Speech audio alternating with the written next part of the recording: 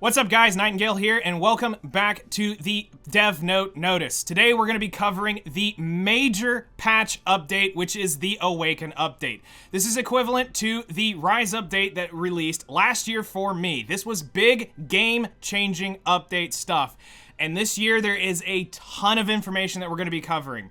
So the way this is going to work is Twitch chat is going to be hanging out with you guys here. If you would like to come hang out, we will be doing this every Wednesday. A little bit after stream starts up, you can come hang out with me live on Twitch, and the way this will work is we're going to cover any patch notes, dev notes, or basically balance changes that go on with the game. Anything important will be recorded as soon as it shows up, so we will be live doing that. Feel free to come hang out, and the way this is going to work is we're going to read everything off. I will cover everything, and then at the end, we're going to have a QA section for you guys. It will be in the timestamps below. Everything will be hopefully listed out as each category so that you can go and watch specific categories to see what I'm talking about here. But the QA section will be at the end of the video where everybody in Twitch chat will be asking questions.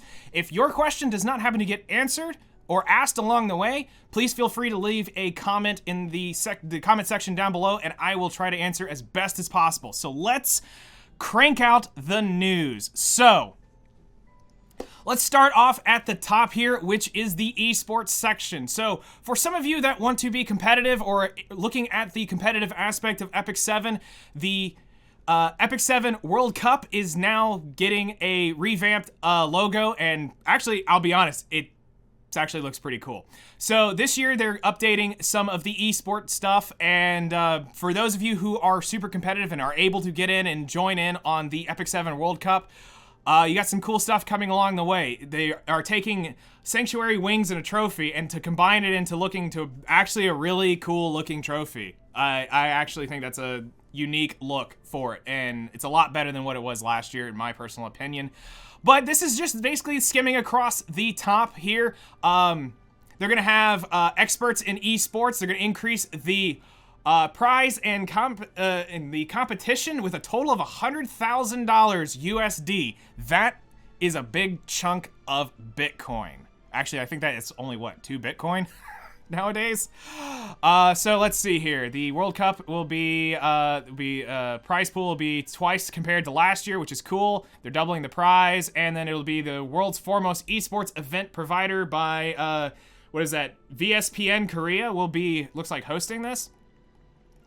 The broadcast will be based on the Epic 7 World Cup of 2021 last year, where we threw out various ways to maximize the enjoyment when watching the competition. In the competition, we plan to provide specifically designed broadcast so that heirs are fully immersed while watching the competition. This will help out a lot. I think one of the big things that a lot of people had was it wasn't really immersive because it was just like watching a Twitch stream. It wasn't super engaging, where now you're actually going to be able to see a lot more stats and things based off of the interactions here. So this looks really, really cool. Good overall UI design. I think this is going to bring a lot more people to enjoy the esport aspect of Epic 7. As far as the inside, they did a really good job here. They're adding additional information, skill cooldown, combat readiness. I mean, a lot of stuff that you kind of want to know is how's things going? Where are they coming at? Where's their skills on cooldown, so that people may not check this. So now we will be able to see everything going on. I actually really like this. Also, if you notice that you're going to be able to see the battle frenzy and what is actually taking place. Honestly, this should be brought in to the normal game modes. I think for spectators, when we do mock battles, this is huge to have. I hope this becomes an actual function inside the game so that when you bring in your friends or want to have your own competitions, everybody should have access to this. Now, they say that they're bringing some of the Epic 7 World Cup stuff to the game, but I'm not 100% sure if all of this will make it in or if this is exclusive to the World Cup itself.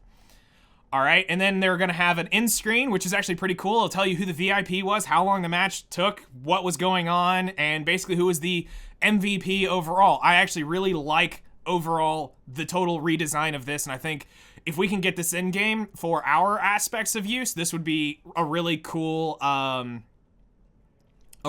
addition to the game. Because it's not 100% clear to me that if this is coming into the game or not. I know it's for the World Cup. They've talked about bringing the World Cup game mode, but I don't know if all the UI is coming with it. As far as the World Arena Creator Competition, in the second quarter, we are preparing a World Arena Creator Competition through the live broadcast, which will be held simultaneously with the E7 World Cup 2020. We ask for a lot of interest and participation for the World Arena Creator event competition with diverse content creators, influencers. Will I be taking part in this? Probably not. I don't have my account near ready enough to be able to go on and fight people at that type of caliber across the world. Not yet. Maybe next year. So let's see here. As far as details of the E7 2022 will be announced in a separate notice along with the applications. We would like to ask the interest and participant of all of our heirs. So if you guys are a competitive type of player, this sounds like the thing for you. I know there are some people in chat who would definitely be down for this, and I hope to see some of you guys there because I will be cheering you on, and especially some of you guys that have come up through the Beginner's Handbook, moved into the Intermediate Traveler's Guide, and eventually to the Adventurer's Black Book. I really am rooting for you guys if you decide to join this because there's nothing more than to see you guys thrive in this game. Epic 7 will Epic 7 held various, okay, that's what it's saying. Epic 7 held various regular events during the last service period. However, we understand that our heirs have been on the fence about the game's overall immersion and enjoyment, and the convoluted UI adding more fuel to the fire. Ultimately, we have concluded that we must readjust our approach to events in order to deliver improved events that will enhance gameplay and grant our heirs more rewards. This is really good for players who don't come in and hang out in chat or watch a bunch of YouTube videos. This will bring some notice to, hey, there's something else going on. You can now get attention drawn to things you may not have had your attention drawn to. So this is going to be very good for certain types of players. But if you're really informed, you will know all of this already. And then it's showing you that you'll have different tabs where it'll have pings. It says various icons that were placed in the lobby will be integrated into one icon. If there is an event for heirs to earn rewards, you can check the progress through the red dot notification. Now, yes, some of you get triggered when you see little red dots, but hey, at this point, this is going to help bring people to realize what events are going on. On the merged event page, you can simply click check events that will distribute rewards from the check-in events, as well as connect to Stove and official social networks. And if you don't know what SNS is, it means social networks. This will be available on the 3.17 update. So the update that is dropping today/tomorrow, which is today is the 16th of March 2022. This will be live then. Okay. This one caught my attention really fast. Special event. In April, along with the Awaken update, there will be additional special events. 1. Get a 5-star hero for free. For free. Hero support event. In order for our heirs to quickly conquer the RGB hunts, certain special heroes are required. What have we been preaching throughout all of Epic 7 is get Sigrid, get Sigrid, get Sigrid. This will change everything. Because now we won't have you go to the selective summon and get Sigrid. Now we will have to come up and we will talk with this in chat right now. It sounds like the running theory is Iseria. But for those players that are brand new, that are looking to start today, maybe tomorrow, you're just now checking out this YouTube video before you get into something. This is going to be big for new players in April. We're going to update some aspects of the Beginner's Handbook to cover this selection. So let's go into this a little bit more in depth. A hero support event will be held to quickly adjust both new and returning heirs, as well as strengthen our experienced heirs. You can acquire one of the widely used 5-star heroes, which are used in hunts for each element. Also, to help the growth of the hero, you can acquire 36 MolaGoras, which will fully plus 15 the unit, may I add. Wisdom Gazes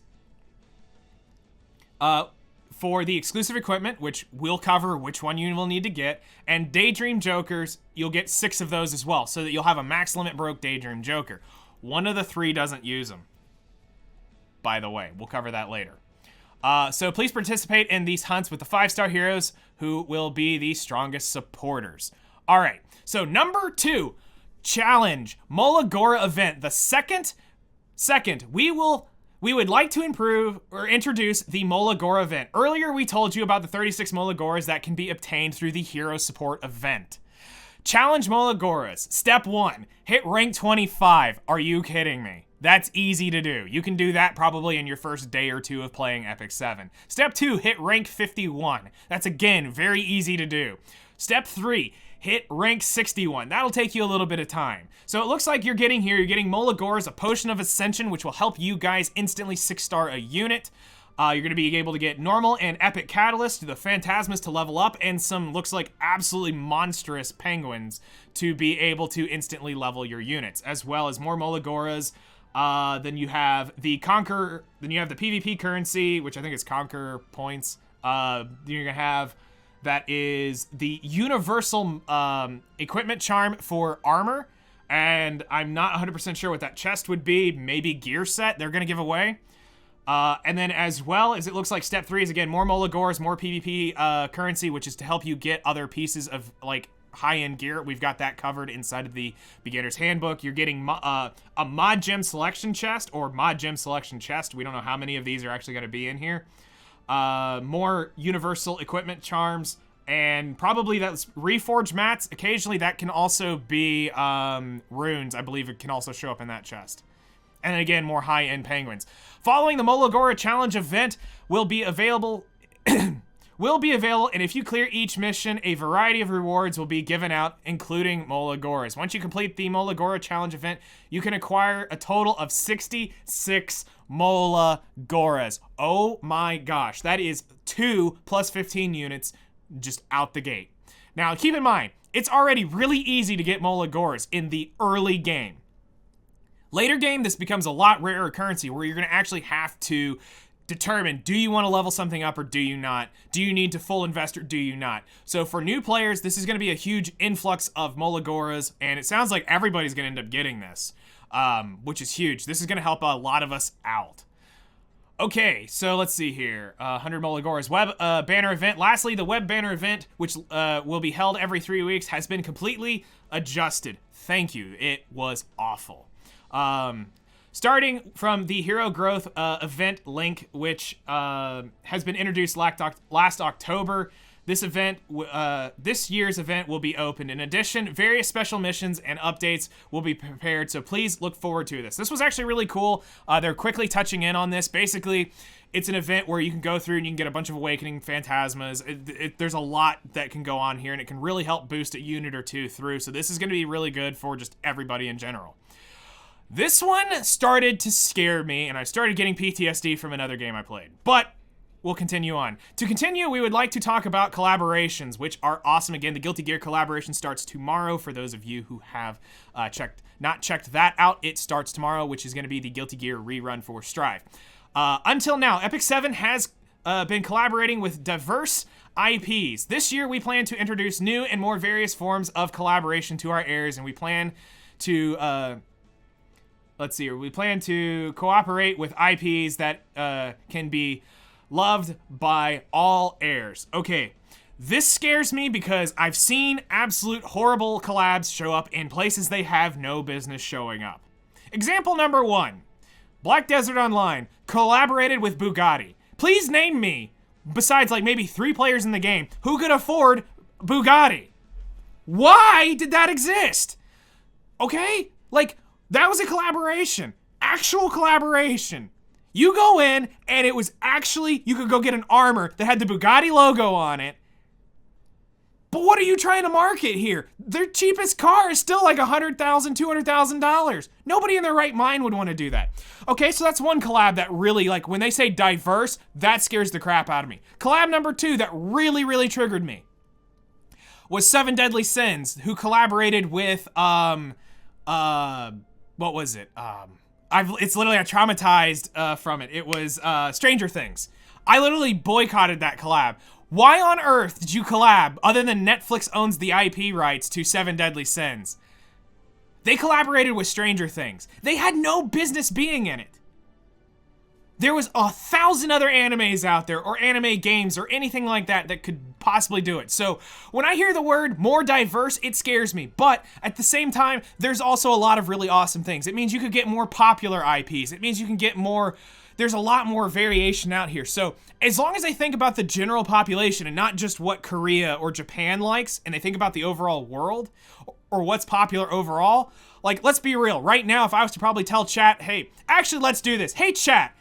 If you have the follower emote, use the peace salute in chat, and if you would like to see Marin as a playable, or Marin as a playable character inside Epic 7, let's see the Marin Sims in chat. Let's go. All right, so let's continue on, and you guys can watch the degeneracy spawn here. You know what? I'll join in with them. I'll even join in. Not gonna lie, I don't even know how it'd be done, but I'd join in. There we go. Okay. So, partnerships.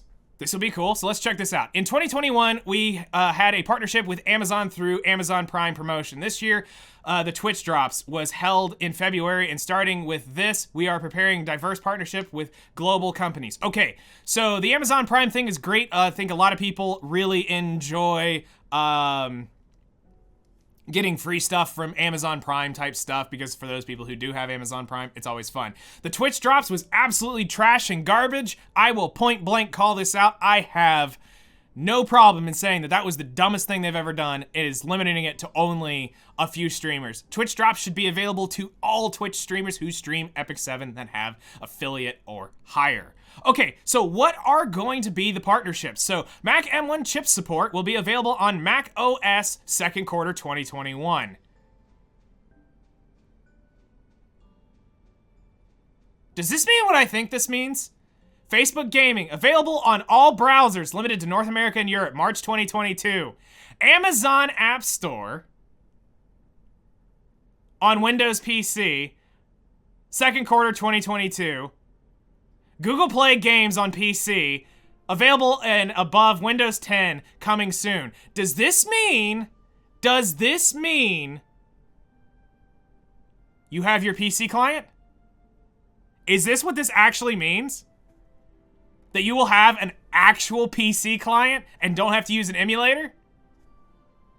I don't know. This could be actually really cool. Let's see.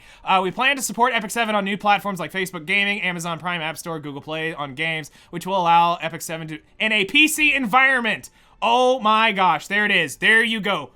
PC client. Congratulations, we finally got it. I knew they were full of crap saying it would never come. I knew it. I knew it. Literally, I knew it. I'm gonna probably try to put that in right here. I knew it. You know what? I will. I'm gonna do it. All right, so Epic 7 IP utilization businesses. Lastly, we would like to introduce the business content using Epic 7 IP. The current IP business content can be divided into three major categories. IP of commercialization. The first and most important IP business is the commercialization sector. We're currently preparing a novel using Epic 7's IP. A web novel is finally coming. This will be really cool. I love the Epic 7 story, and I think more people should read it. I think this would be an epic anime. See what I did there? But no, really, this is the first step. Means we may actually get an anime someday. We might actually get the anime. So the web novel will be introduced in the form of a side story and ensure the highest level of quality and dedication department. A dedicated department has been placed with professional writers. The Epic 7 novel will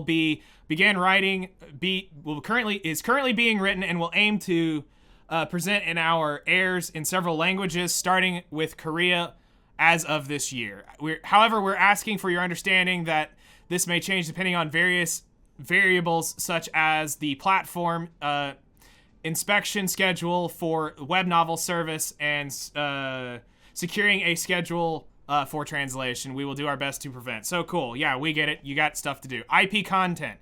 This one, I guess, is kind of cool. There are people out there that like stuff like this, but let's please do direct your attention to Luna in the glasses is fire. You know, we're just going to, just focus on this because, you know, I am a Luna person, but Luna in glasses, please have this as a costume, please and thank you. Okay, let's go back to your regular scheduled programming. All right, but yeah, they're going to do 4-cut comics, which this can be kind of cool. You can actually get some really interesting stuff thrown through these, and I'm sure if they're well written, a lot of people will bring them, more to this. I'm really excited to see what they're going to do here. XR technology. Now, this I wasn't quite 100% sure on, but we will try to cover this as best as possible. In December 2021, a special broadcast of Epic 7 was held in a studio using XR technology. This year, we plan to go a step further and provide a new experience for our heirs, including incorporation of XR technology into our broadcasting. We are preparing the 3D graphic designs of game characters so that they could appear on the broadcast as if they were real Epic 7 heroes. We will do our best to prepare these heroes so that they can be seen in a live broadcast. I guess they're trying to promote VTubing in a sense, but I'm going to be 100% honest here. I'm not hating on VTubers, but if they only do this in Korean or Japanese, I'm legit going to be triggered. This should actually be the actual actors and actresses talking in these things if they're going to be doing this. If not, legit triggered. Not that that really concerns me, but hey, you know what? If it's not in their languages, you shouldn't do it. But I totally can see it now. It's going to be in Japanese or Korean. And then the IP expansion and upgrade of the story. We are planning to create an Epic 7 worldwide video that summarizes the story so far, because some have missed the story in the middle or have skipped, which I know they are in chat. They can rise up now. They don't know the story. All they know is the story says skip. The end. So they will now be able to watch a video that will summarize this up. Therefore, some areas have become curious about in-game relationships between heroes. They don't understand, why does this hero here? Why is this hero doing that? Why is this person with this person all the time? You just no skip button.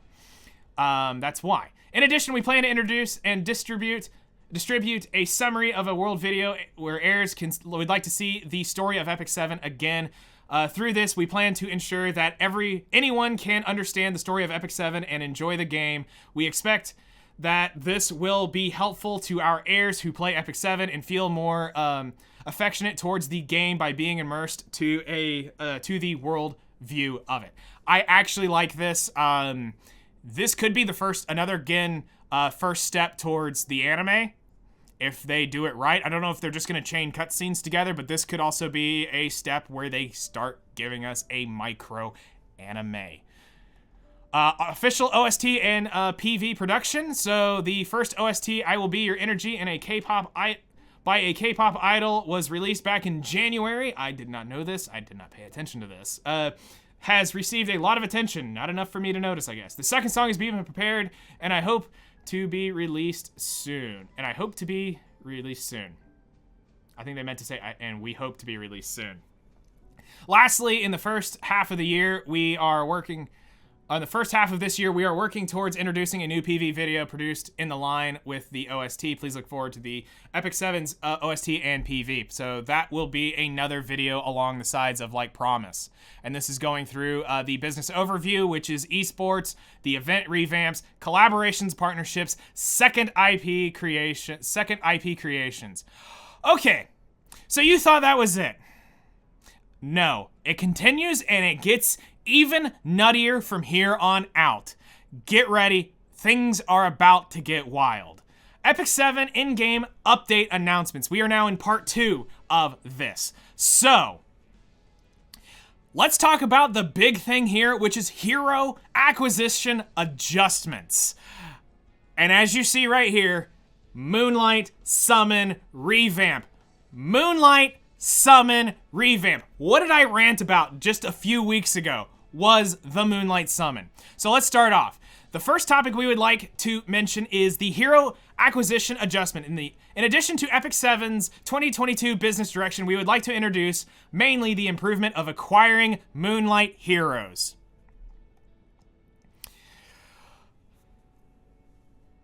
This is even better than what I said, to a point.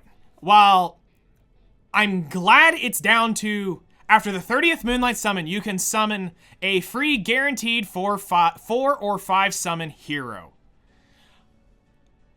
My system technically was more guaranteed, but it took a lot longer to do. It would have taken you over 2 years to actually do what I was talking about, or roughly 2 years thereof. But in this case, now you will get guaranteed a 4 or 5 star hero after 30. I like that. And this will be available on the 14th of April. Users will receive a 4 or 5 star Moonlight summon ticket relative to all Moonlight summons done. Wait. Hold up. Hold up. They're saying anything you've spent, you're about to get a ticket back? What? What? So you're telling me my entire year of jerking on this banner, you're about to give me every single one I've ever done, and now I'm about to rip through. Oh my gosh, that is huge. Mind freaking blown. That literally just made this whole video. That right here is massive. You're gonna be able to get a lot of heroes. Now, I heard about, I paid attention, I saw the top part, but I didn't see the second part. When we talk about something in a minute, we're going to talk about some other stuff. Okay, so let's read through this and just see what it says. You will be able to acquire a 4 or 5 star Moonlight hero for free after 30 summons. The summon will be cumulative and applied from the start of your Epic 7 until the point before the actual update. According to the number of Moonlight summons done by each heir, a 4 to 5 star summon ticket will be sent to your mailbox for every 30 summons done. That's still a ton of summons. I just did 110 here not too long ago. So if you take over what you've done your entire account, this is still gonna be huge. For newer players, you won't get as many of these things, but for people who've been summoning on these from day one, that's gonna be massive. So the longer you've played, the better off this is gonna be, but to be fair, most of those people already have most of the units anyway. The cumulative number will start at the April 14th update. How to check the number of Moonlight summons. We plan to provide information through customer services chat bot. Announcement will be later. The Moonlight summon adjustments will be applied after the 414 update. So just a month away, you will have a crap ton of Moonlights potentially coming to your account. Now, while they mostly will probably be Guide or Aether, let's go ahead and bring your expectations down from 10 to 4, okay? 10 to 4, people. It's going to probably be Guide or Aether or Broman. Maybe ML Leo. But there's a chance, I'm saying there's a chance, that you're going to get some ML5s out of this. Okay, but we're not done yet. Mystics are still getting better. All right. So we can all universally agree that the current Mystic Pity system is trash. It 100% is trash. Absolutely garbage. But this makes it better. So here we go. Here are some adjustments for the Mystic Summon. The current lineup for Moonlight Summons 5-star heroes will appear every 3 weeks, and the existing heroes will appear for every other 3 weeks. Okay? So 5-star Mystic Pity Summon Revamp is existing 5-star Moonlight will be released in batches of 3. Choose the hero you desire to summon. Changing the hero will not affect the summon counter. So what this means is for people who happen to have a lot of units, you will be able to summon the one that you don't have. This will help speed up the rotations of these units, and it'll also allow them to bring out a lot of units that aren't currently out. So let's keep going because it gets better. After the Mystic Summoning adjustments, if existing hero appears in the summon types, 3 types of Moonlight heroes will be released at the same time. Along with them, you can select the one you desire. Also, if the number of summon reaches 200, the 5-star Moonlight summon confirmation rule will stay the same. Therefore, even if you change the 5-star hero reward during the summon, you can use the chance to win the 5-star Moonlight hero. So what they're saying is if you hit it to where it says the guaranteed is the next summon, you can still pick which one of the 3 you want, which now will help speed up the vast amount of reruns that they can get through and help you get the MLs that you really want. But wait, there's more. Wait, you're telling me it can get better than this? Yes, I am. Here we go. 5-star Moonlight heroes that have not been rerun in over a year will be returning in batches. During this rotation, new Moonlight heroes will not be released. So they're pausing new Moonlight heroes release around July 21st.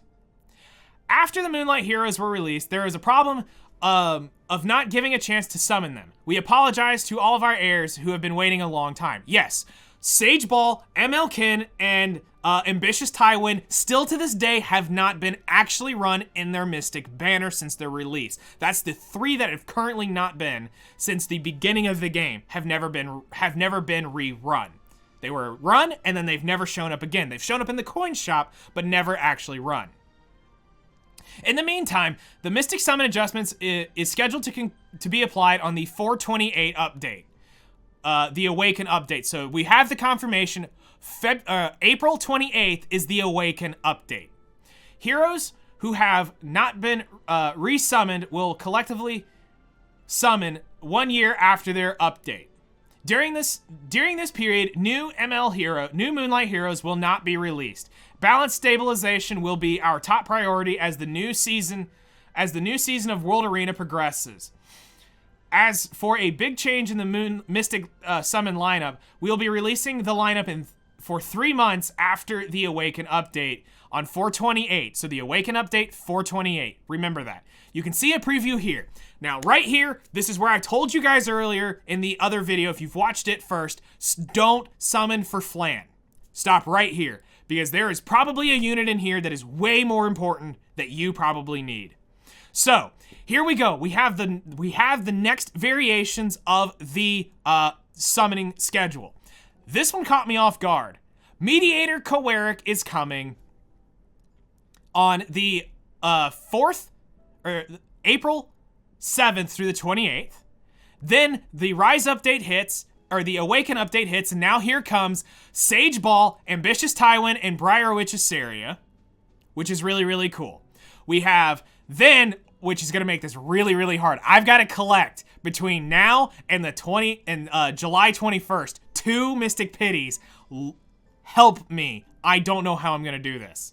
Dark Corvus, Last Rider Crow, oh wait, I skipped one. Maid Chloe, Martial Artist Ken, and Blood Moon Haste will be 519 through 69. 69 to 630 will be Dark Corvus, Last Rider Crow, Top Model Lulica. So for those of you who are like major Dark Corvus wannabes and go through and just decimate Guild Wars, there you go. Dark Corvus is coming. I pray I get him in the tickets so I don't have to worry about this. Operator Sigurd on 630 to 721. Operator Sigurd, Archdemon Mercedes, and Designer Lilibet. So for those of you who don't really care about anything, Archdemon, Opsig, and Ameru are disgusting units. But then there's the one unit I want as an ML. Sage Vivian. So hyped. So hyped. Also, in addition, Maid Chloe is going to be this season's skin.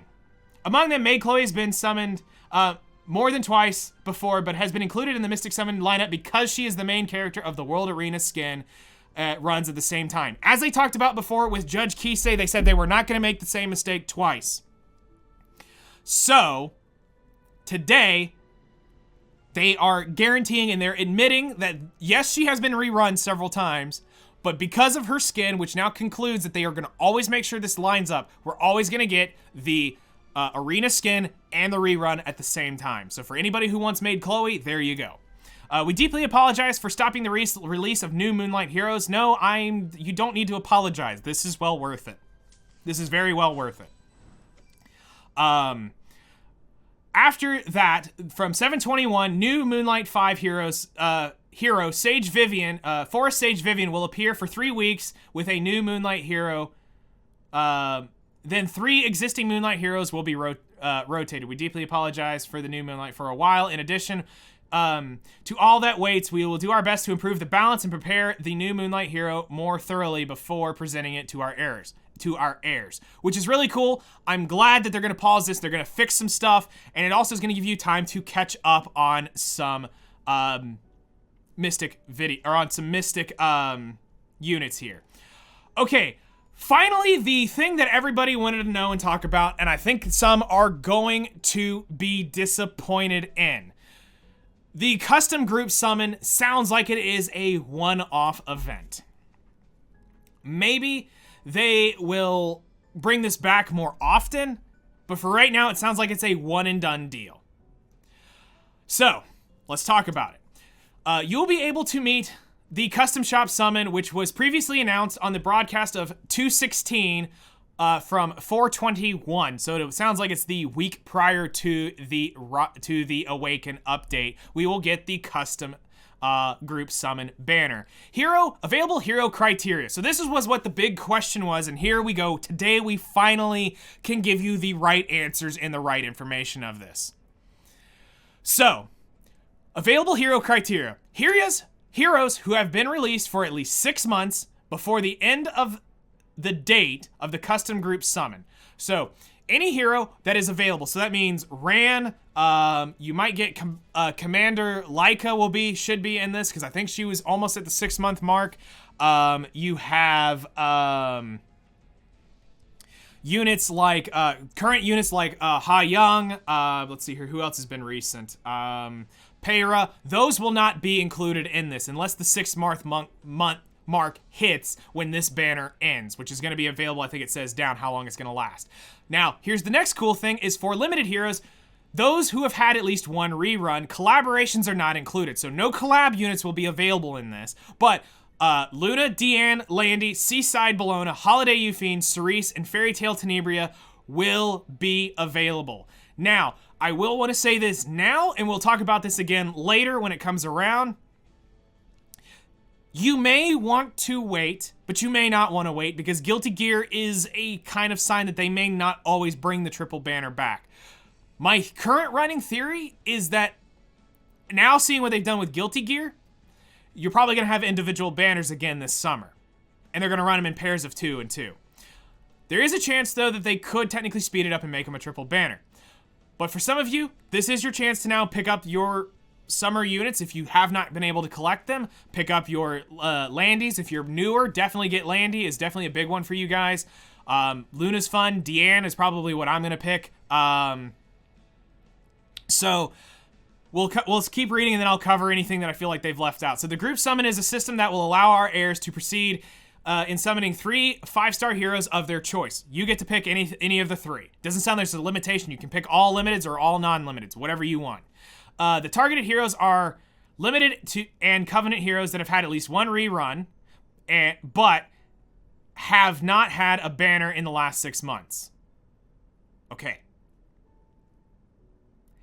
I wonder if this is wording, because they're saying if they've had a rerun, they won't be in this banner. This doesn't make sense quite yet. A custom group summon. How will the custom summon work? Hero availability if they've had one summon. Okay, and then included to Deanne's. Okay.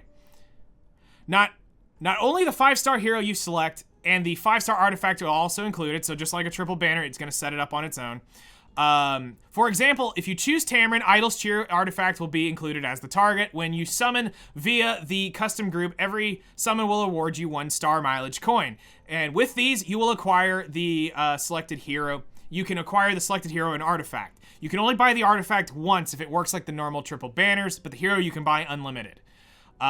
During the period, the custom group summon that was previously announced at the beginning on April 1st until 5/9 for 4 weeks, as the details below. So, for the unlock conditions for this are as follows. You need to clear all of episode 1. Beat episode 1-10-10, which we cover in the beginner's guide on how to get to that point. You have to achieve, to unlock the condition, select 3 heroes within this period, and then start the custom summon. The group summon for 3 heroes of your choice for 2 weeks at the start of the custom group summon. So, this is going to be really bad because this is hard to predict what's going to be coming around here. The big thing to note is 2 weeks is not a lot of time, and is there going to be any major units that drop before or after this? The good news is we're going to have a little bit of time to recover after Guilty Gear. So for those of you who are trying to summon Guilty Gear units, this may or may not be really bad timing, you might have a chance to get one. So, good luck. I hope this returns at a later date, is what I really hope, because this is really cool, but really bad timing in my opinion. More details on the custom group summon will be announced at a separate notice. Hopefully we can get enough feedback out there that this needs to reoccur more than once a year, or just once. Maybe once a quarter to help take some of that pressure off, so that during things like collabs and things like that, don't put a strain, because we're literally going to come out of the 7th, and then we only have, what, I think that's 2 weeks to really prep for a banner in that case. I mean, I'm going to be fine, but some of you guys, that's going to be kind of a tight squeeze for some of you. Okay, so now they're doing a custom Mystic Summon. This was interesting, and I was ready. I really want to read the patch notes, or wanted to read the patch notes on this, because I wasn't 100% sure on what this meant. So let's see what this says.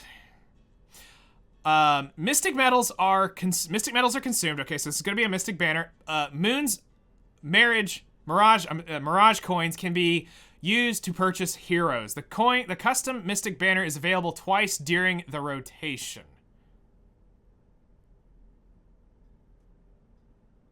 What? Okay, let's just read and we'll try to figure this out. Okay. The custom Mystic summon is a system that allows you to choose the 5-star and 4-star Moonlight hero you desire to summon. I can actually get Silk. Oh my gosh. Summoning will cost Mystic metals. Moon's Mirage coins can be used to purchase the heroes. When you summon, you will receive Moon's Mirage coins, and with these, you can assuredly summon the hero that you desire via the exchange shop. Custom Mystic summon schedule will be 4/28, so the Awaken update, after the update till the 7th, till July 21st when they release Sage Vivian.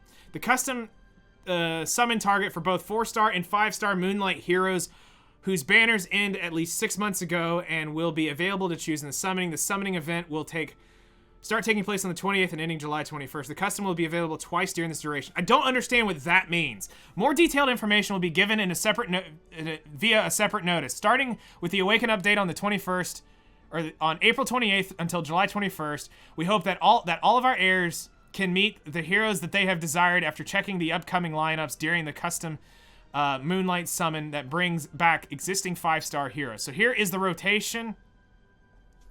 So the custom summon rotation is going to run from the 21st through the 12th. Okay. Interesting.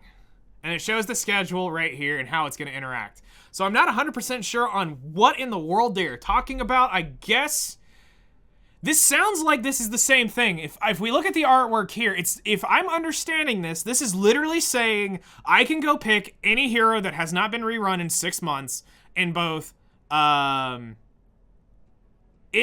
the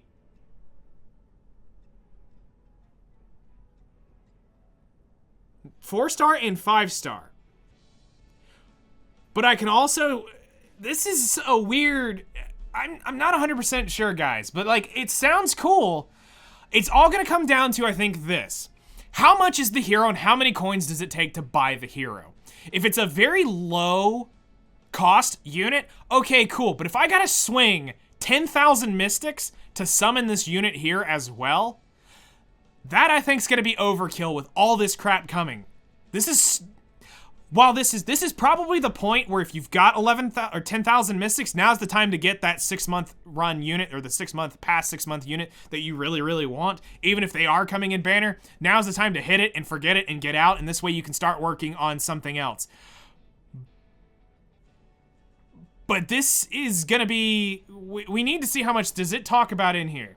No, it doesn't. Okay, so we need to see how much the coins cost here. Again, I'm gonna tell you again, do not pull Flan. Whatever you do, I don't care how cool of a unit she looks, how awesome her design looks. If you cannot afford 2 pities on Mystic, or you're just about to get to a pity, you need to see what this is gonna say. I really think this could potentially be really good, but this is also Smilegate, there's a good chance this is also really trolly.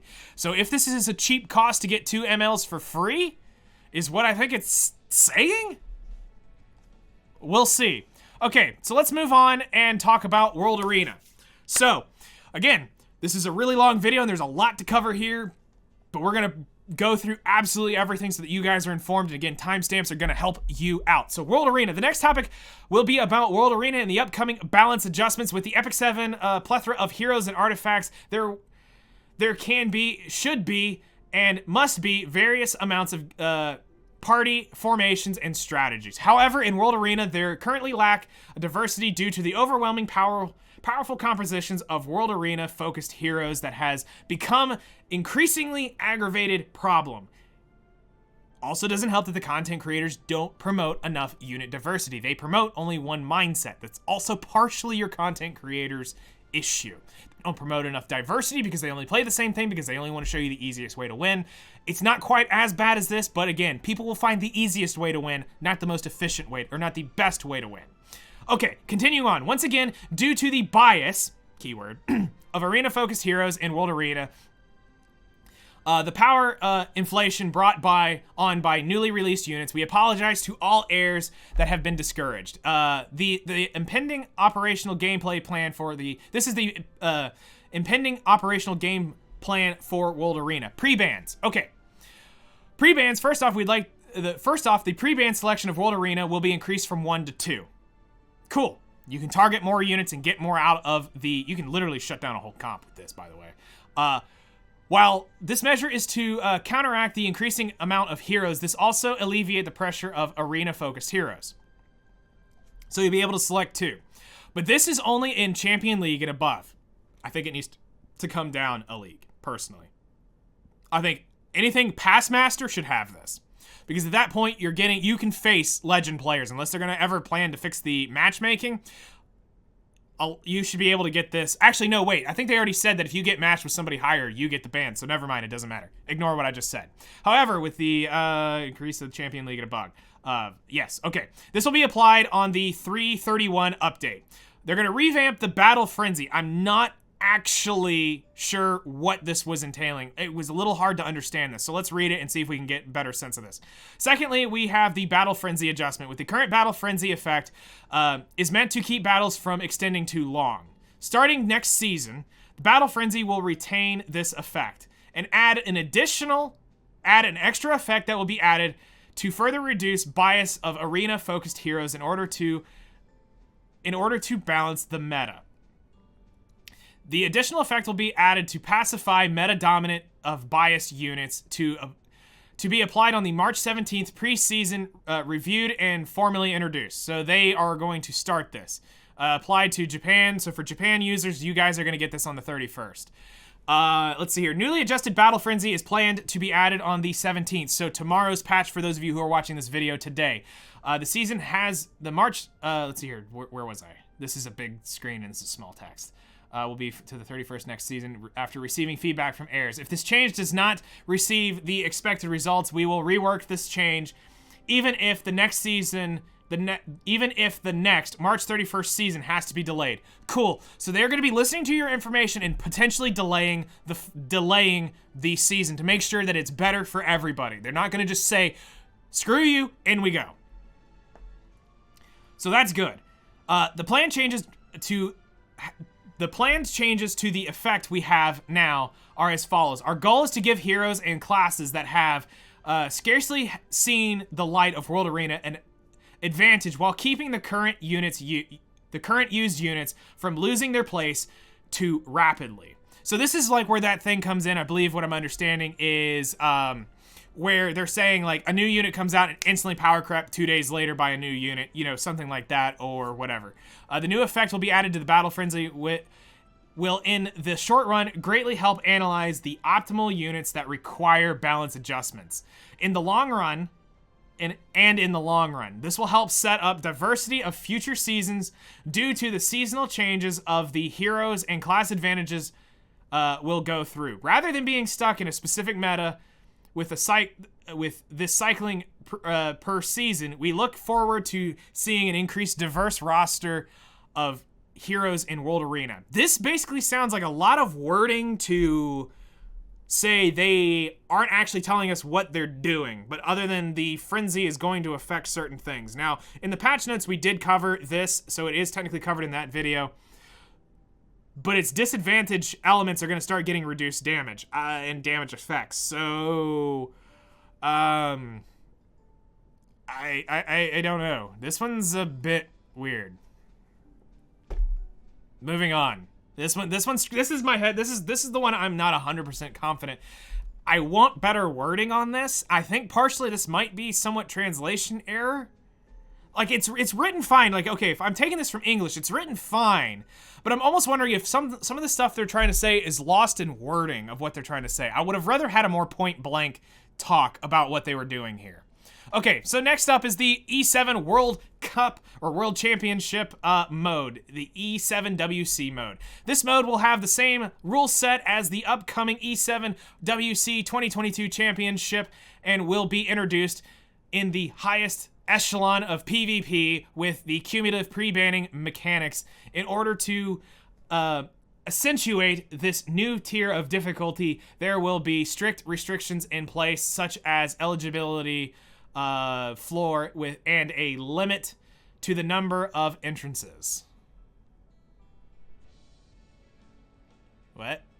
Are they saying that for the game mode that we get, we only get limited entrances into this? Okay. To be determined. We'll see later. This mode will be unlocked for those who have reached Champion League and at least once during the season. So not everybody's going to have access to this. So you have to reach Champion to unlock this? What in the world? Why not make this for everybody who wants to play this? This is stupid. Why can't a beginner come in and decide to host their own World Cup or whatever, World Champion with their friends? This should be available for everyone. Don't lock this away to Champion and higher. I mean, not that it's that painful to get to Champion if you really know what you're doing, but to lock it behind that, just... What? Okay. I guess, but... Moving on. Replay. During the latter half of the year, we plan to integrate a replay option for World Arena. Please add this to Guild War. I want to see how I'm losing, so I know how to make it not lose. But sure, we'll take this as a first step. Baby steps, okay? So they're going to start a replay.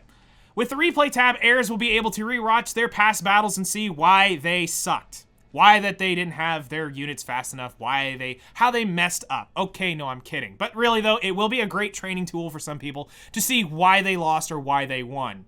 Or maybe where they could have potentially done better or worse.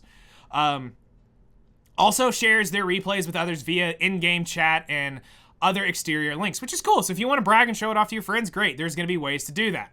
Additionally, heirs can also watch the replay with friends and guildmates, as well as their favorite players, all from a separate list, while allowing our highest rank heirs to showcase their amazing battles. We hope to bring our heirs this mechanic so that reviewing the replays will help both those that are not fully accustomed to World Arena as well as their own play styles. So yes, again, it's going to be cool to allow you to see stuff. It's going to be a flex for some, but hey, you know what? At least it could be a training tool. Okay, next up is actually something that could be potentially really cool if this is done right. 3v3 team. Again, I hope this comes into the normal mock battle system so that we can do this as well. Because this is really cool, and I would love to do best out of 3 runs or take all 3 runs and see what teams win, what teams loses. So let's jump in. So this mode allows for 3 teams of 3 heroes for each battle. The battle will progress in order of allocation, and the heirs that wins 2 times will become the victor. So it is best 2 out of 3. In terms of the party formation and battle progression, we hoped to bring a new type of strategizing and excitement. This mode will be updated during the 3rd quarter. So for those of you who don't understand quarters, that is the January to March. April to June, July to September. So July to September will be when we can roughly see this. So Q3, awesome. Equipment revamp. This, I think, scares the living daylights out of people when they hear equipment revamp. But this can also be very, very good in the long run. Actually, there's a lot of really cool stuff here, so let's cover this. With the consistent increase in hero roster, we have been regarding the difficulty of acquiring equipment to be something that needs a constant attention. This is very true. Getting equipment is the long end of the game. You will get the unit before you get the equipment. Guaranteed. Near guaranteed. Almost guaranteed. Pretty much guaranteed. Maybe you just have really bad RNG. Really bad RNG. Okay. Don't buy a lotto ticket today, then. All right, moving on. The most significant equipment acquisition difficulty revamp is to this Awaken update will be the equipment's crafting, enhancing, and management. All right, something I 100% support and almost want to just save every mat that I have between now and then. I'm going to literally survive on whatever I collect. If it drops from the hunt, I will level it. But any crafting mat, I'm going to be hoarding from the way this sounds.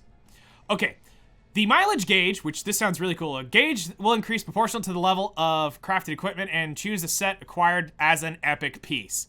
Really awesome thing. So, the mileage gauge will accumulate proportionally to the crafted equipment's level, and when the mileage is completely filled, you may craft an epic piece with the set and part of your choosing. Excuse me, this is saying what I think this is saying. The set, and if I want to go to sword, boot, whatever, I can check that. Okay. 10 out of 10. That's awesome. Save your crafting mats, guys. This is going to be broken. Unless you're brand new and just trying to get started out, yes, spend a little bit. But try not to go super deep in your crafting, because this is going to be a huge quality of life for everyone. Okay, next up, the equipment enhancing QOL. Okay, this is actually a trap in disguise, personally. This is definitely that moment of, it's a trap. When enhancing, the values will be shown. Great, I like this. This is great, it'll let you know what's been going. More ingredient slots will be available. Okay, cool, so it means you shouldn't do this anyway. And choose the enhancement threshold to automatically add ingredients. Again, this is an out-of-touch system to what people actually do. Under no circumstances should anybody go click that plus 15, smash it through. Because you gotta pay attention to, is it min rolling? Is it rolling into the stats you need? You should never full send this stuff. This system does not need to make it into the game. I'm sorry, it doesn't. Because the way this works is you have a good success chance and a great success chance, and unless they're reworking that as well, to maybe refund you tokens, if it's better done in design than just what it sounds like. Say if you send in, just like penguins, so right now, if you send in full send penguins and you get the great or good chance, you get refunded charms. So as long as your charms get refunded, I would be okay with this. But still, if you get a crap rolled piece, doesn't stop it from being crap rolled. You need to walk this gear up each roll to see what's going on. So I personally think this shouldn't make it in. This is one of the few things I'm going to say hard, don't do this. This is cool. I get who you're trying to get this to, but you need to learn how to gear, and doing this is going to ruin and waste a lot of materials to a lot of gear. Cool concept about the showing the stat that's gone up, but get rid of the ability to select and auto full enhance. 100%. Yes, it looks like, because I mean, I'm seeing here, let's see, does it show up on, you can kind of see it. Is it? Okay, so you can select 3, 6, no, wait, hold on. It's already been done to 3.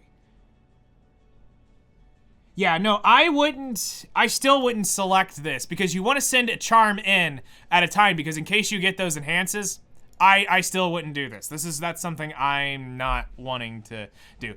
Okay, so let's see here. We'll be upgrading. Let's see here. When enhancing equipment substats and their values will be easier recognized. Additionally, the amount of enhancement material slots will be increased, and up to 20 enhancement materials can be set at once. You should never full send. Again, it shouldn't.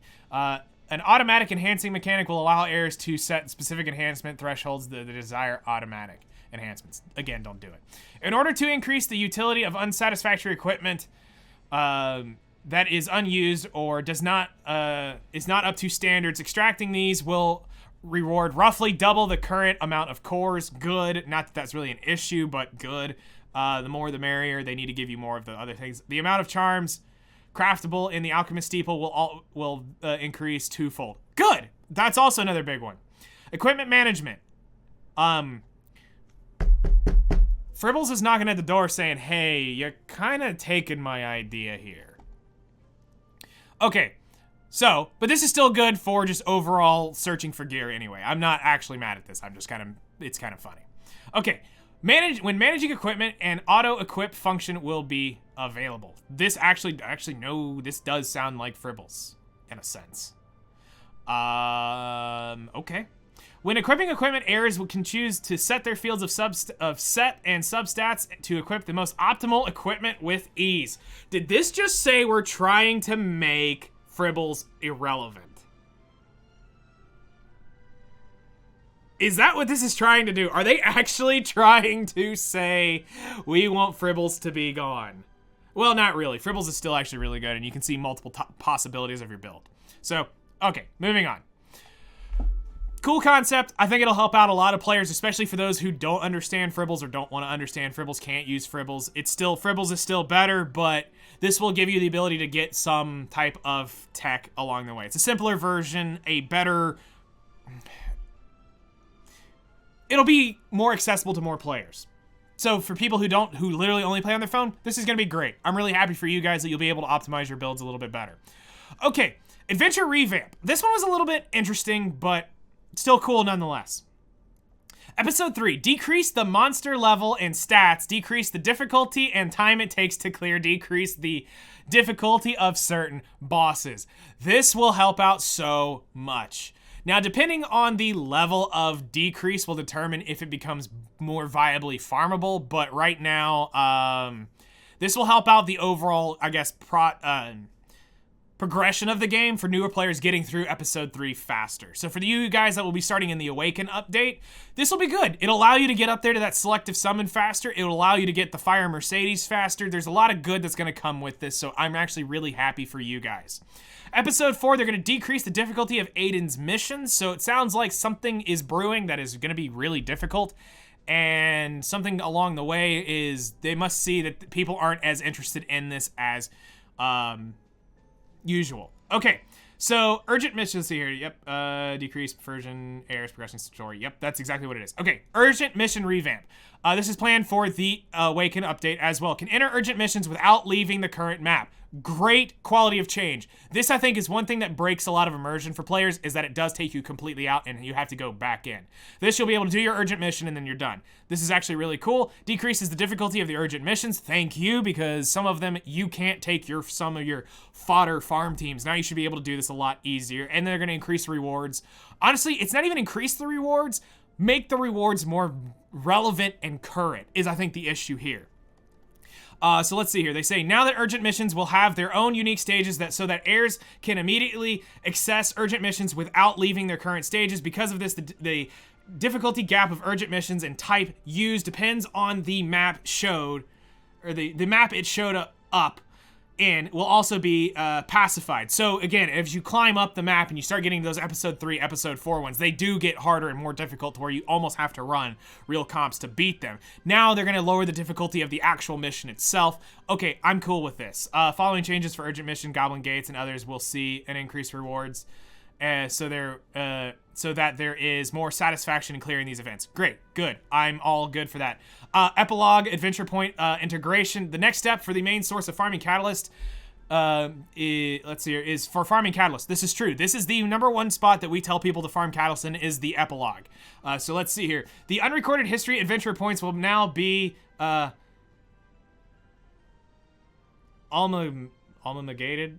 I haven't, what? For an example, the points acquired in Chapter 10, East Terranor of unrecorded history can now be used to purchase the Epic Catalyst Fighter Medal in 1. This change is aimed to increase the liberty of farming adventure to acquire catalysts. Wait, is this saying what I think this is saying? Basically, what it's, if I understand this right, please don't hold me to this and be mad if this is wrong. But this sounds like what I think it's saying is, if I want to farm, say, episode 7 because there's a epic catalyst I'm specifically trying to get, or a rare catalyst, I'm earning points in this stage. But if I need to go buy something in Shop 8, the points are now universal. I think is what it's trying to say here, is now AP is universal across all unrecorded history. If that's the case, that's huge. That's a really hype change. Okay, moving on, story diversification. Although story has released new episodes year on year with the planning adjustments to the existing episodes, as well as our heirs' request on Moonlight Heroes' individual stories, we plan to focus on both story diversity and Moonlight hero backstories. First off, for the second quarter, we are working to remake the episode. Wait, what? We are working to remake the main episode Rengar's story.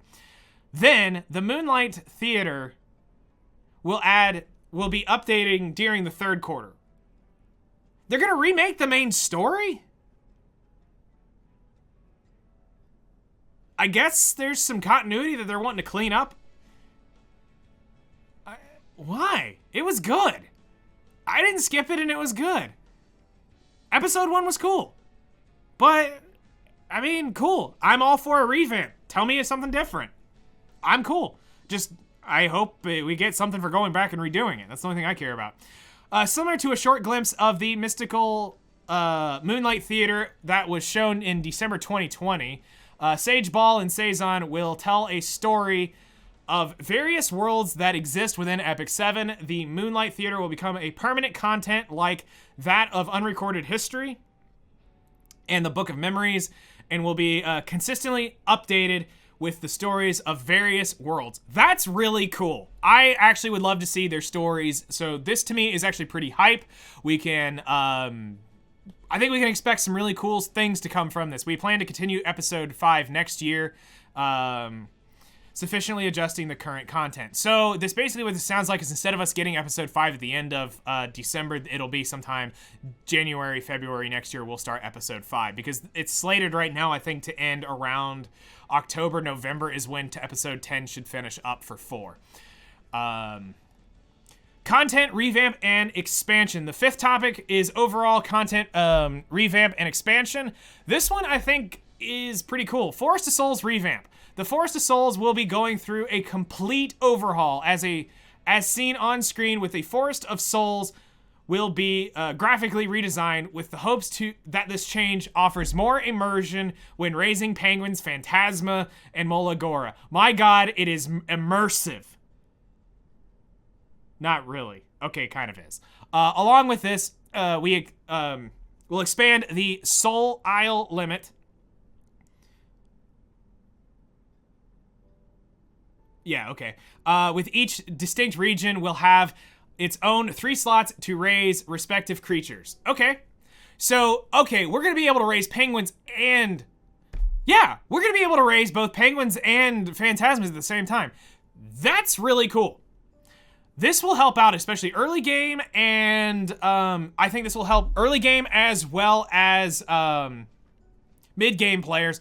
End-game players, not as much because they're already there. But hey, you know what? It is what it is. First is the MolaGora farm. In MolaGora farm, heirs can acquire 1 free MolaGora each week. The current MolaGora seeds will be converted to full MolaGoras, and heirs will no longer need to grow MolaGoras from their seeds anymore. Thank you. Just give us the MolaGoras. Crap. Sorry. I have been reading for a solid like hour and a half. My voice is already fried. And I still got to stream today. Okay, in the MolaGora farm, heirs can... Okay, we've already read that. So starting on the April 28th, the MolaGora farm will offer 1 free MolaGora per week. MolaGora seeds will no longer exist to the update, so they're going to be converted over. In the Spirit Well and Penguin's Nest, a maximum of 3 Phantasmas and 3 Penguins can respectively be nurtured at the same time, greatly enhancing their production.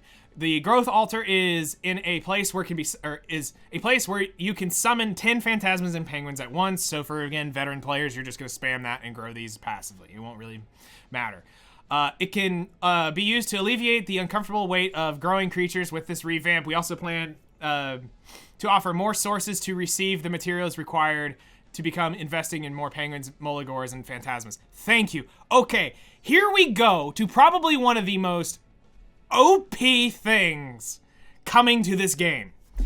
This is going to be huge for so many players. Vets, for maybe not whales, but for veteran players, for new players and everything. This is going to be a massive change from the way this reads, and I'm very excited to read it in full detail. The next up is the Grace of Unity system. Grace of Unity, a system that allows heirs to instantly raise a hero of their liking to the level of an existing hero. This is planned for quarter 3. The basic factors for a hero's growth which are their grade, awakening, and skill enhancements require is an abundant amount of resources. True, it takes a lot to level this up. Because of this, players are often faced with the debacle of deciding who to raise next. Literally half the game. All right, let's be real. Half the game is, do I level this unit? But I really want this unit. But this unit's fun, but I really need this unit to beat this unit. And if I don't want to get clapped in this, I need this unit. But now I'm looking at 7 units I've got to level, and I've only got the MOLAS for 1. Well, now you can get a few. Okay, cool. So, the Grace of Unity allows to alleviate some of the trouble by introducing a new method of raising heroes. Plural. It says plural heroes. Okay. When you place an existing hero with an inexperienced one within the Grace of Unity, the inexperienced hero will acquire the growth tier equal to that of the experienced one. You have 1 plus 15 unit, yeah, get 1 free. Buy 1, get 1 free. Who does not like buy 1, get 1 free? Buy 1, get 1 free. Huge. However, if you switch to an inexperienced hero with another, the replaced hero will lose the increased effects, obviously. With the aim to enable our heirs to utilize their heroes if their choice in PvP. Wait, hold on. With the aim to enable our heirs to utilize their heroes in the choice in PvP and other content without consuming materials, we hope that the Grace of Unity can contribute in multiple ways to support our heirs, such as planning hero builds, giving more attention to heroes that are being balanced, and strategizing them for PvE teams, and much more. This is massive. I cannot state how awesome this is. The only thing that I'm concerned about is how many are you going to be able to do? Is it unlockable to you can keep unlocking, kind of like if we look at something like AFK Arena is a game that I play that I kind of have a system I'm assuming is similar to this, where depending on how many things how long you play will determine how many slots you get. But in this case, or is it going to be like their dimensional fusing, to where if you have this unit, you can fuse that your advanced hero to a dimensional hero, and you can just keep doing this along the way. So I'm very curious to see how this is going to actually theoretically be implemented, but I think the overall aspect of being able to do this is going to be able to bring so many more units into people's rosters that they can't build. Now, should this be an instant red flag to some people to stop building units? No. Still continue to build and work towards your progression and things like that. This is going to be huge. It's just going to give you more options. Okay, pet generation expansion. This scares the crap out of me. Okay? They're already toxic enough to level up to 4-star. Now you're telling me I gotta do this to 5-star? Please help us. Please let there be some quality of life in here that I'm over missing. Okay, pet generation expansion. Appearance changes. Cool. I don't care.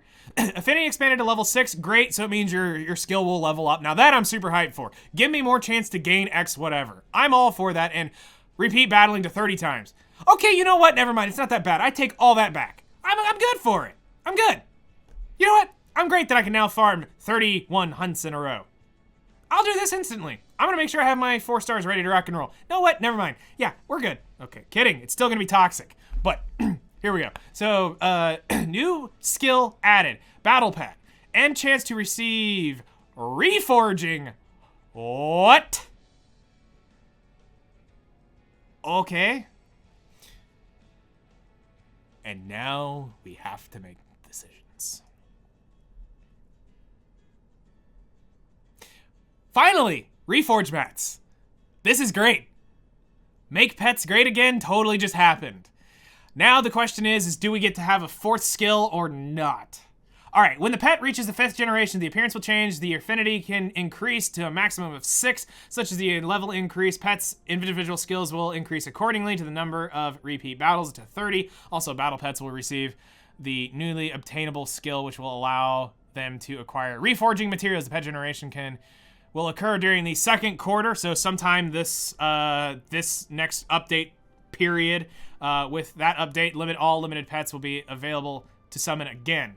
Save your tickets. Don't spam them. If you just spam them today, I'm really sorry, but please save your tickets. However, this will not include collaboration pets. Okay, fine.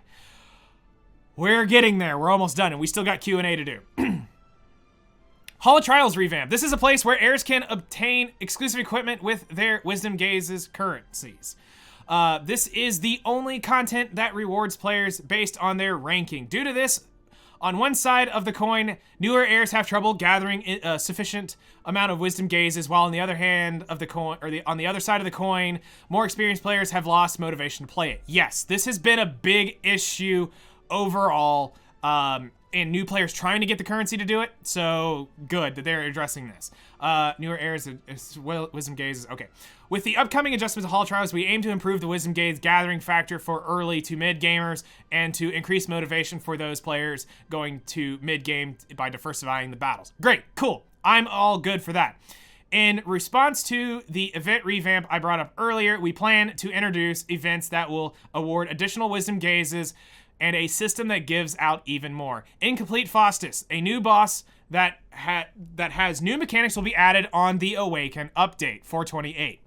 Also, new advantage and disadvantage conditions will be updated. Good, so they're gonna add more diversity to it. I'm all for that, that's gonna be great. In order to better optimize teams in accordance with the new advantages and disadvantage conditions, we will be adding in a new filter to allow heirs to filter heroes upon their skill effects. Chat, if you don't understand how OP this is, YouTube, this is amazing. Right now, you have to go to a website to figure out what the heck to use. You now can do this in game. Oh my gosh, this is awesome. Hey, I need a hero that has blind. Who are my heroes? Click, bang. Here's all your heroes. Oh, really? Okay, I got them built. Let's go do this.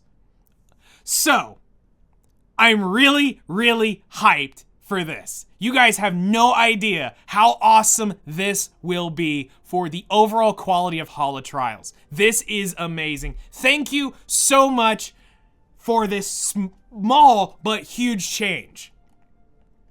This filter will be available not only in Halls of Trial, but also in other formation strategizing content. Abyss? Like, Advent,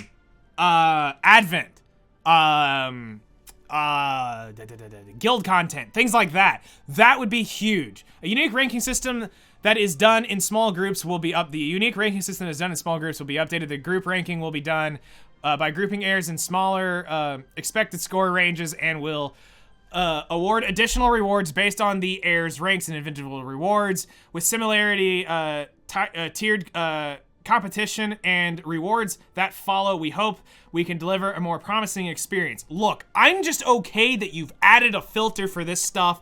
That is massive. Let's see here. Please voice hang on.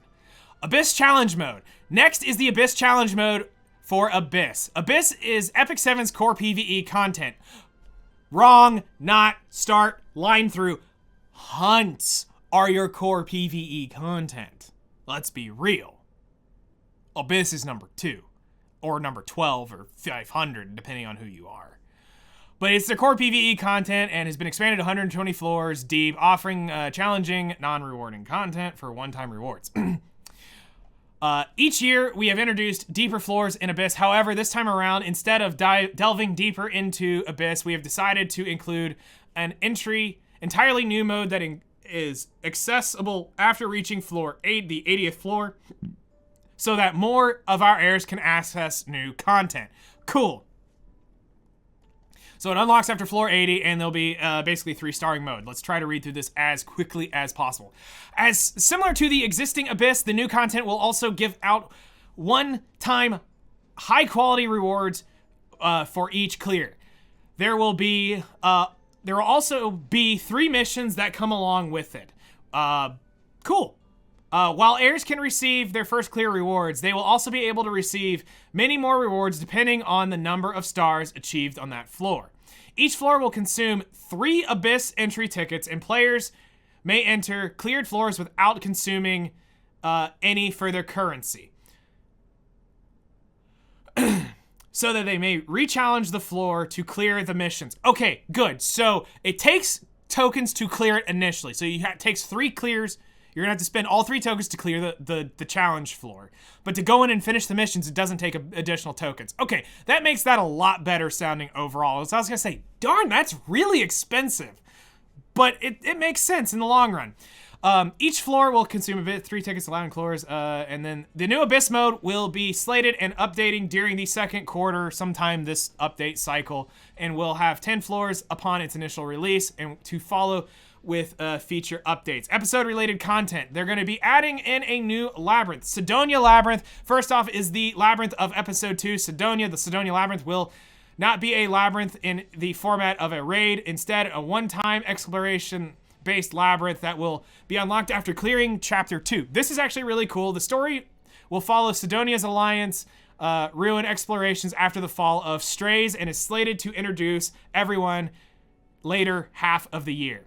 Okay, cool. So it's something to look forward to. Eastern Trading Ship. The next content is the Eastern Trading Ship. After the dawn of a new era episode of Episode 4's Eastern Nathalian continent, I think is how you say that, a trade route that sends routine voyages across the Eastern continent will open up. I'm sorry, is that like missions that we can do? Dispatch missions? Is that what we're finally getting? Cool, if this is rewards, I'm all for dispatch missions. You can place heroes and pets, on these trade ships to receive optimal rewards. Appropriately enhanced heroes and pets will have to take part. These have been the details of the Awakening update, and here is the kind of the overview of everything. All the names of the new content are prone to change, obviously, and to produce. Let's see, is there anything else here that's actually worth reading? Okay, we've got one last thing, and then we're gonna hit our QA. So I am going to now switch over to YouTube. And we're gonna play the epilogue video here. So let me make sure that it is showing. And let's see here. Epic 7.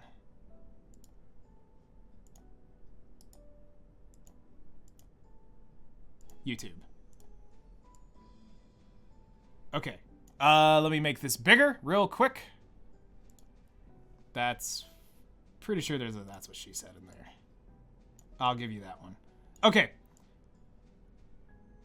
Here we go. I am now going to put the sound up a little bit, and I will be monitoring my meter here. And let's watch the epilogue video. What do you want? Silk clothes made by a fairy? Maybe a coral accessory from the underwater palace? If that's not it, are you here for my liver?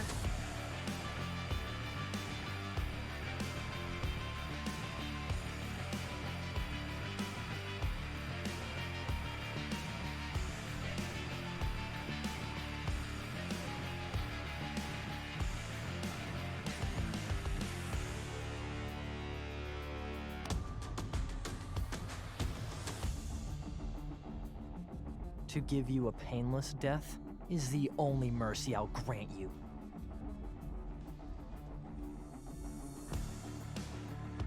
I do not regret any choice I made for the sake of my kind.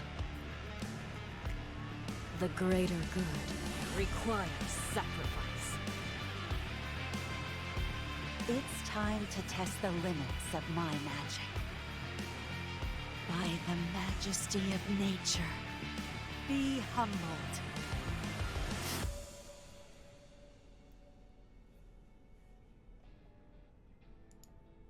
Okay. So, that is pretty hype. I'm not gonna lie. Let's stop that. And there we go. Okay. So, I'm gonna set a timer now for 10 minutes on my phone. And the way this format will work is you need to @ my name, and I will answer questions in the order I receive it. And we'll do our best to answer everything possible. So 10 minutes starting now. I will extend it by 5 minutes. We still got a ton of questions coming in. So hi chat, how you doing? First off, thank you everybody to all the follows that have been coming in. I greatly appreciate all the follows. Thank you for following. Thank you. Welcome to our stream, joining the quest, all that good stuff. All right. So what do we got, chat? Questions, concerns, voice them. @Nightingale1176 is how I will respond to those questions. We've got a lot to cover here, and I know the video is already extremely long, but hey, it's a lot of information.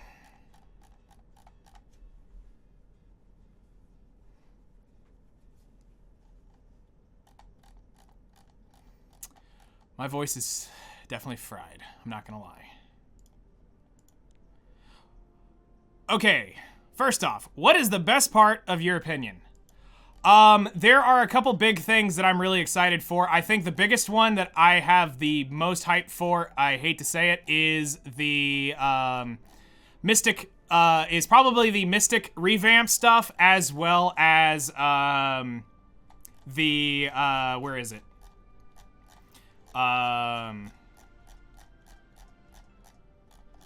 The Grace of Unity. I think this is two of the most amazing things for overall for a lot of players.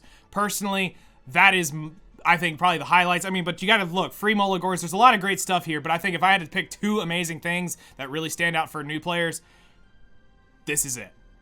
Carnage. Are you going to make a video for newer advanced players on what to summon and pick up between collab, limited, new, light, darks? Depending on what and how the systems go, I will talk about some units. I'll probably make something along that line. So for those people, do look forward to that. We will probably cover some like big hit units to grab along the way. Definitely will be looking at that. When are we getting ML Luna and Vivian? ML Luna, I have no idea about, and if that is ML Luna. As far as Vivian, we are getting Vivian on the 21st of July. Did you see those thighs? I did see the thighs, and I was also distracted by the thick plot.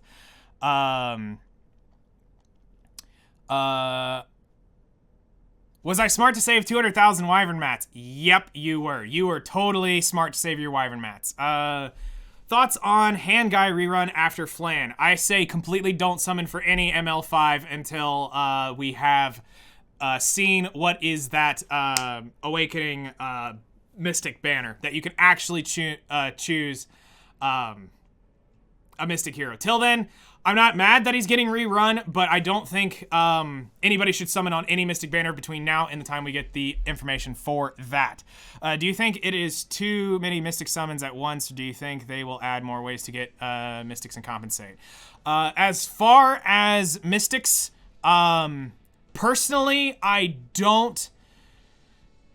think it is going to be a bunch at once, but I think this is going to be the current thing to go forward here. I think what's also going to help out some players is the fact that we have the new Mystic summoning pity system coming in for Moonlights. I think that's going to help alleviate some of the pressure as well. But yes, it may be too many Mystics coming in at once, but at the same time, they're going to get rerun a lot more often now, but it's going to suck if your favorites are getting rerun right now with everything going on. But as the system balances out, I think over time it will be better. When are you joining Lost Ark? Never. Do you think those banners are... You think those banners are all bad timing at once? A little bit of both, maybe? I would say that it was... Some of them are a little bit of bad timing. I don't like the one I think I'm the most upset about is the triple banner that's being rerun soon. I think that's one that is going to upset a lot of the newer players. Veteran players are just kind of like whatever. I mean, let's be real. If I'm able to say anything, I'm not really strapped for cash here. I've got 76,000 Sky Stones, but not everybody has 76,000 Sky Stones to do whatever they want. So bad timing, yes.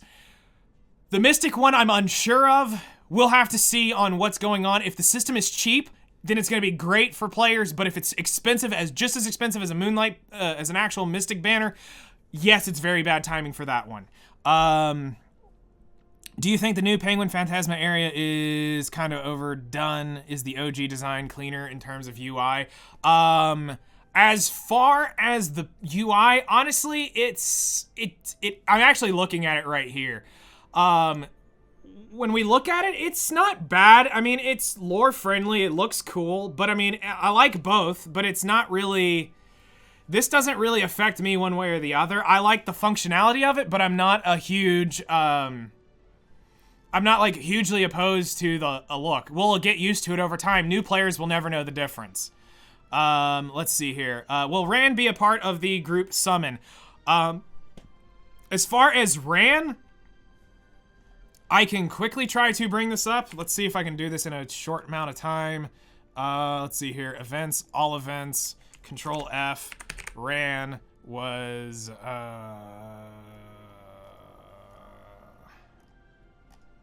my God, that's actually a very poor choice of words. October,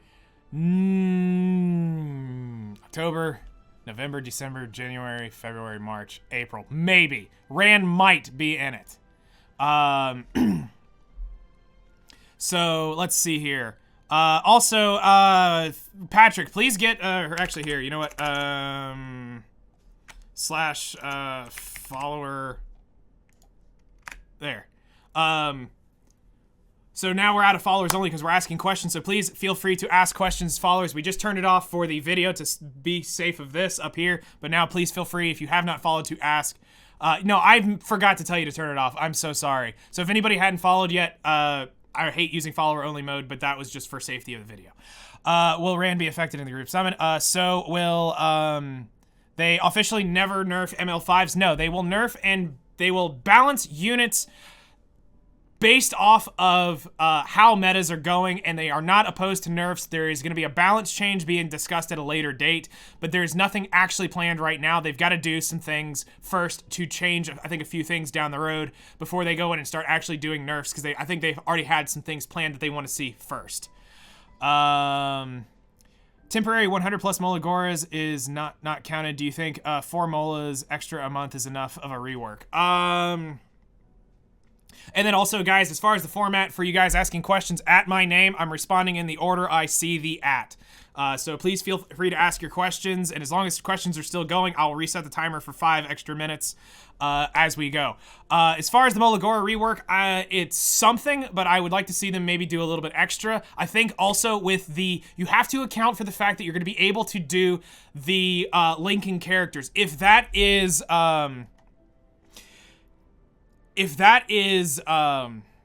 true, and you can do multiple units, I think that's going to cut down on the amount of MolaGoras needed, and I think that's going to help the 4 extra MolaGoras so that you can build more units and still chain more of these together. So I think that's also going to help it. Just because it's right here, Sermon. Yes, I talk about that in the Guilty Gear patch, which I'm about to hit upload on. Let's see here. Do you think SCs are going to ever nerf a unit? No, I think they will be good. I think they will help out along the way, but I don't think they're ever going to be. I don't think they're ever going to make a ML5 level specialty change unit ever again. I think Carrot was their one and done mistake, and I don't think we're ever going to see that again. Thoughts on the 3v3 arena? I like it. I hope it's a game mode that we can. I'm off. See you around. Thank you so much, Patrick, for helping out and keeping chat moderated. I really do appreciate it. Thank you so much for that. So I would like to see it as a game mode that we can play with our friends and not just in arena only. But I think it'll be fun and unique. What do you think of the Abyss Challenge mode? I think that could potentially be a good source of rewards if they don't screw it up. Personally, it will help bring some replayability to Abyss. But again, one of my biggest things is effort, time, reward. Is the effort and the time worth the reward? In the case of a floor 100 to not, it is typically a not real worth, in my opinion, for like advanced players. Early players, sure, it is. We have, looks like disconnected from, stream is disconnected, attempting to reconnect. Oh god, we've actually lost Twitch chat. So, with the timer, I will go ahead and end the video here because that's perfect timing. So unfortunately, we did not get to have any more questions asked, so please feel free to ask in the comments below. Chat might be reconnecting right now. We might have had a drop. Actually, you know what? I will give chat just a second to recover. If you guys have any more questions, real quick, I will set the timer for 5 minutes. And if anybody asks a question in the next 30 seconds, I will continue on this timer. If not, I will actually wrap up the video because we are at 1 hour and 37 minutes. But because we disconnected real quick, I want to make sure you guys do feel like you've got your questions answered. The Abyss Challenge question is answered in the video. But TLDR, yes, I think it could be good. I'm curious to see how they're going to do it because time, effort, reward, and all that whole 9 yards, just because I know you didn't hear it. So again, if you got any questions next minute, I will keep going. If not, I'm going to wrap up the video real quick. But there's been a lot of information. I will have timestamps here for everybody. Are you splitting up the video into parts like you did the notes to consume easier? This will be one video with timestamps, so you will be able to watch each segment covering the major categories of the dev notes. So you will have that. How many copies of Portrait of Savior do we get from the side story as a new player? You should get at least 3. One, because if you follow my beginner's handbook, you're going to retire one to a one-shot comp, and then you will probably want at least 2. I recommend 4, but if you're going to get 3 is my personal recommendation. If you cannot farm it, it is quite annoying, and I cover that inside of the Guilty Gear video if you would like more information on that. I'm thinking I'm about 17,000 sky zones and 1,700 bookmarks. Do you think I should go for Dizzy or only Biken? I would prefer if you guys have questions, please be relevant to the patch. Looks like we are disconnecting again, so I'm going to just go ahead and wrap this up. Because I don't know if we're going to be able to stay live at this point. So we are going to wrap it up here. So if you have any questions, again, YouTube, please feel free to ask in the comments below. I will try my best to help you guys out and get the proper answers and give you my thoughts and opinions. So we're just going to stop the video here and let's wrap this up. So thank you guys for watching this extremely long video. I know some of you may never see this, but if you guys do know that there will be timestamps here in below so you can hear my thoughts on the major categories, and we'll cover everything as absolutely possible for this. This will be, again, a reoccurring thing that will cover all sorts of patches, so please feel free to come hang out with me live on Twitch. Twitch chat is here. For those of you, if you still can hear me on Twitch chat, please say goodbye to YouTube. Thank you so much again for hanging out and being patient with me while I've recorded this video. As soon as we wrap up the video, I will hang out with you guys here on Twitch. But thank you guys for watching this extremely long developer note update. I am super excited for the Awaken update. There will be more information coming, and I will see you guys in the next one.